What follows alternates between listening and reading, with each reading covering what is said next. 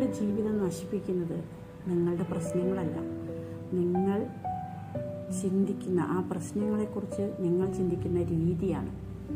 ചിന്താരീതി ശരിയായി കഴിഞ്ഞാൽ പല പ്രശ്നങ്ങളും നമുക്ക് അവസരങ്ങളായിട്ട് മാറും.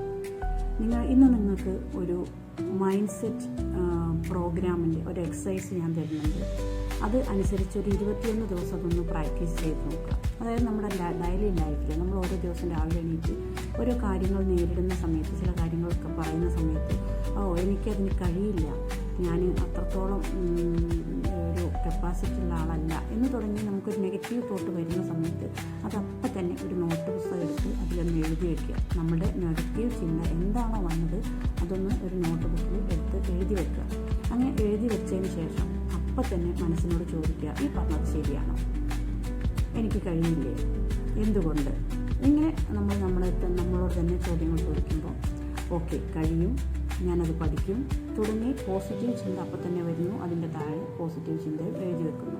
ഇങ്ങനെ ഓരോ ദിവസവും ഓരോ പ്രാവശ്യമെങ്കിലും നമ്മളിത് ആവർത്തിച്ച് ചെയ്യുകയാണെങ്കിൽ ഒരു 21 ദിവസമെങ്കിലും തുടർച്ചയായിട്ട് ഈ കാര്യം ചെയ്തു കഴിഞ്ഞാൽ നിങ്ങളുടെ ചിന്താഗതി നിങ്ങൾക്ക് അനുകൂലമായി പ്രവർത്തിക്കുകയും നിങ്ങൾക്ക് അനുകൂലമായിട്ടുള്ള ചിന്തയായിട്ട് മാറി നിങ്ങൾ വിജയത്തിലേക്ക് എത്തുകയും ചെയ്യുന്നത് നിങ്ങൾക്ക് കാണാൻ കഴിയും.